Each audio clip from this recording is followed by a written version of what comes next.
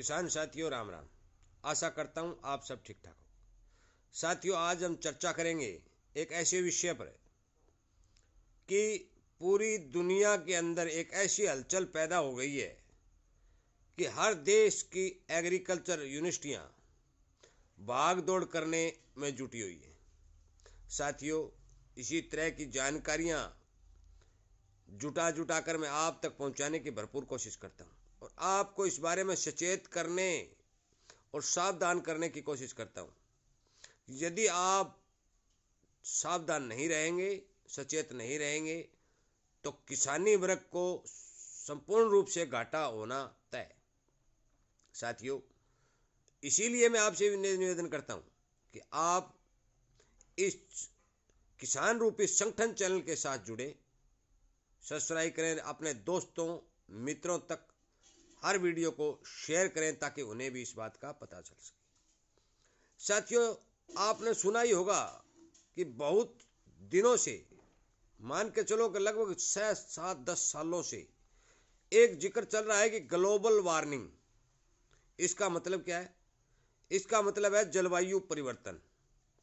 साथियों, जलवायु परिवर्तन बहुत स्पीड से होता जा रहा है और जलवायु परिवर्तन के कारण जितने भी देशों में जिन जिन जिन्सों की खेती की जा रही है, उन सभी देशों में, चाहे वो भारत हो, चाहे ऑस्ट्रेलिया हो, चाहे अमेरिका हो, चाहे चीन हो, जितने भी देशों में किसानी चल रही है, इस जलवायु परिवर्तन के कारण हर एक फसल के ऊपर रोगों की जो मार है वो ज्यादा पड़ रही है।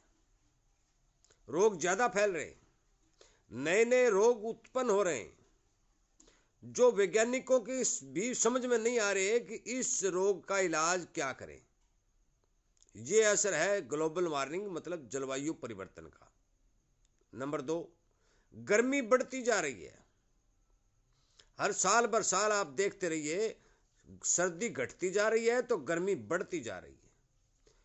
और गर्मी जब बढ़ती है तो आप सभी समझदार हैं कि गर्मी के प्रभाव से रोग ज्यादा फैलते। हर पौधा जो है अपनी रोग प्रतिरोधक क्षमता खो देता है और वो रोग से ग्रसित हो जाता है। बरसातें घटती जा रही है। यह असर, बरसात के घटने का असर ही ग्लोबल वार्मिंग मतलब जलवायु परिवर्तन का कारण है।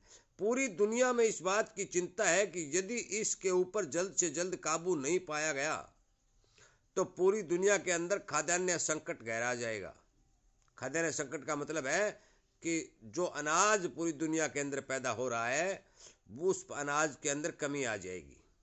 और इसका एक उदाहरण भी है, मैं आपको बता देना चाहता हूं, ये एक सच्चाई भी है कि 2011 से लेकर आज 2024 तक लगातार गेहूं का उत्पादन धीरे धीरे धीरे धीरे धीरे घटता जा रहा है। मैं पूरी दुनिया की बात कर रहा हूं। कभी एक देश में यदि मौसम अनुकूल हो गया, जिस तरह उसमें बढ़ गया, वो मैं नहीं कह रहा। पूरी दुनिया के जो आंकड़े हैं, उन आंकड़ों के हिसाब से हर एक विशेषज्ञ, हर एक डॉक्टर, हर एक यूनिवर्सिटी के अंदर जो जानकार है, जो काम कर रहे हैं, उनका स्पष्ट तौर पर यह कहना है कि जलवायु परिवर्तन के कारण खाद्यान्न की कमी आ रही है, खाने वाली वस्तुओं की, अनाज की जो है कमी आ रही है, उत्पादन घटता जा रहा है।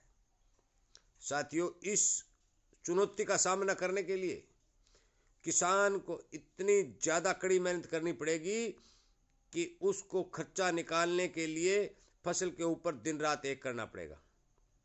क्योंकि आप बीज कोई सा बोलें, किसी कंपनी का बोलें, दवाई कोई छिड़काव कर लें, किसी कंपनी की कर लें, पानी कैसा ही लगा लें, खाद कैसी डाल दें, परंतु जितने भी बीज मौके के ऊपर चल रहे हैं, उन बीजों के ऊपर मौसम का एक बहुत बड़ा इम्पैक्ट होता है, मौसम का बहुत बड़ा प्रभाव होता है।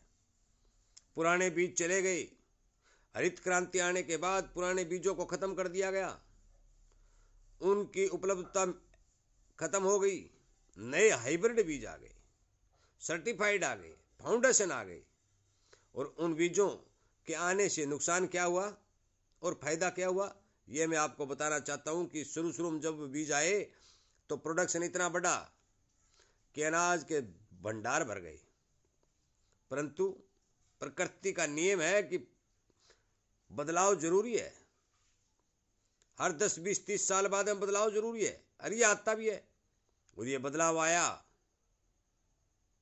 जलवायु परिवर्तन हुआ, होना शुरू हुआ, और इन बीजों ने प्रोडक्शन घटाना शुरू कर दिया। क्योंकि ये बीज ना ज्यादा गर्मी सहन कर सकते हैं, तो ना ये ज्यादा सर्दी सहन कर सकते, ना ये इतनी बीमारी से लड़ सकते हैं। इन बीजों में वो क्षमता नहीं है जो पुराने बीजों में थी, जो बीमारियों से लड़ते हुए भी किसान की मदद करते थे। परंतु आज का बीज बीमारी से नहीं लड़ सकता, आज का पौधा बीमारी से नहीं लड़ सकता। इसलिए साथियों, मेरा वीडियो बनाने का ये आज यही उद्देश्य है कि आप सावधान और सचेत होकर बीज की बुआई करें और मौसम के हिसाब से उसकी देखरेख करें, ताकि उसका प्रोडक्शन न घटे। यदि आप मौसम का ध्यान नहीं रखेंगे तो कोई सा बीज लीजिए, कतई प्रोडक्शन देने वाला नहीं है। आप देख रहे हैं, पुराना चना हुआ करता था, नीला रंग हुआ करता था, अच्छी बढ़िया खेती हुआ करती थी। और आज यदि हमारे एरिया में यदि चना की बुआई करते हैं तो थोड़ा तापमान बढ़ते ही 60 मार जाता है, नरमा 60 मार जाता है, बाजरा में लट होने शुरू हो गई है, सरसों में फंगस आनी शुरू हो गई है, मटर में बोनापन आना शुरू हो गया है। किस किस चीज का जिक्र करूं? और इन ऐसे रोगों की कोई दवाई नहीं है। विशेषज्ञ रात और दिन लगे हुए हैं, परंतु इसकी दवा, नरमा की फसल में उखेड़ा रोग की आज तक दवा नहीं मिली। आप मान के चलो कि सारा का सारा खेल जलवायु परिवर्तन का है। मौसम के हिसाब से ये बीज प्रोडक्शन देते हैं, पैदा देते हैं। यदि मौसम अनुकूल रहता है तो इन बीजों का कोई मुकाबला नहीं, पैदावार अच्छी होगी। परंतु यदि मौसम प्रतिकूल हो जाता है तो इनमें पैदा होने के कोई चांस ही नहीं। अब की बार गेहूं में देख लीजिएगा, गेहूं का जो प्रोडक्शन है वो घटेगा, क्योंकि गर्मी बढ़ेगी और गर्मी सहन करने की शक्ति इन बीजों में है नहीं, प्रोडक्शन घटेगा। पिछले सालों में भी घटा है, अब की बार भी घटेगा।